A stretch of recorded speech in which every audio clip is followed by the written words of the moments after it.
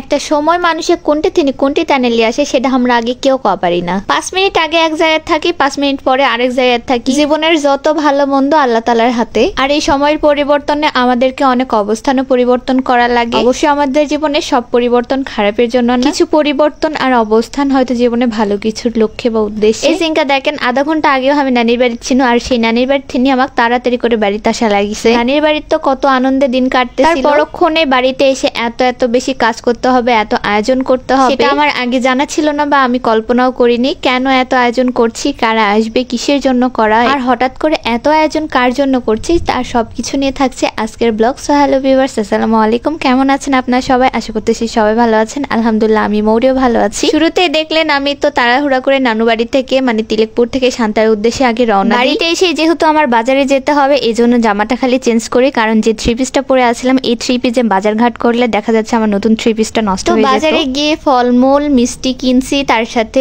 মাংস টাংস কিনছি, সেগুলোর ভিডিও পরে করতে পারিনি, কারণ একা মানুষ এক হাতে কত কাজ করবে বলে। আর বাসায় এসে দেখি মামুনি এদিকে ইলিশ মাছ আর রোস্টটা উঠাই দিছে, অর্ধেক হয়ে যাচ্ছিল।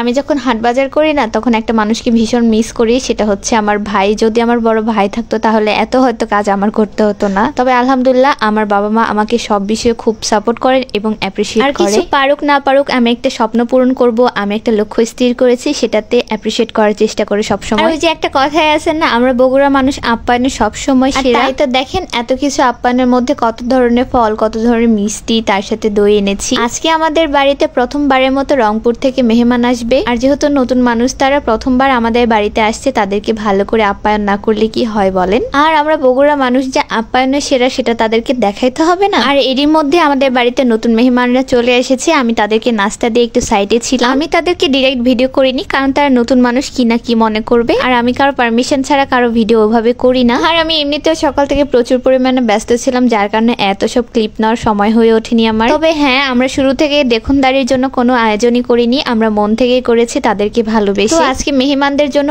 আমরা রান্না করেছিলাম গরুর মাংস, খাসির মাংস, মুরগির মাংস, তার সাথে রোজ কয়েক প্রকার মাছ ভাজি, মাছের তরকারি, ভাজি ভুজি তো আছেই। সেই সকালবেলা থেকে রান্না বান্নার কাজ মামুনি শুরু করেছে, তার সাথে তো আমি জোগাড় করতেইছি। আর এই যে দেখেন আমার কাজ, কতগুলো শসা দিয়ে এখানে সালাদের প্লেট সাজাইছি আমি। কেমন হয়েছে বলেন তো? জানি অনেকেরই ভালো লাগবে না, আসলে এত রান্না বান্না আমরা 2-3টা মানুষ করে শেষ করতে পারছিলাম। মেহমান বাসায় আসলে যে শুধু রান্না বান্না করতে হয় এমন কিছু না, তাদের জন্য বাড়িঘর পরিষ্কার করা থেকে শুরু করে আরো অনেক কাজ থাকে। আচ্ছা, এখন বললি তারা আমাদের কে হয়? তারা আমাদের নতুন আত্মীয়। আশা করি কিছুটা বুঝতে পেরেছেন। আর নতুন গুড নিউজ পাওয়ার জন্য অবশ্যই আমার ভিডিওর সাথে থাকতে হবে এবং ভিডিও রেগুলার দেখতে হবে, তাহলে ইনশাল্লাহ জানতে পারবেন। আসলে আমি এখনই কিছু বলতে চাচ্ছি না, ইনশাল্লাহ আপনারা খুব দ্রুত জানতে পারবেন। এর মধ্যে মানুষজন চলে যায়, আমার তো মুখ চোখ একেবারে শুকায় যায়। দেখেন কাজ করে কি অবস্থা হয়ে গেছে। আমি তো গোসল দিয়ে খাইতে বসি সেই আসর আজানের পরে, তারপর একটু হাঁটতে বেরিয়েছিলাম। আর আজকে ভিডিও এখানেই শেষ করছি। ভিডিওটা কেমন লেগেছে অবশ্যই কমেন্টে জানাবেন। আল্লাহ হাফেজ।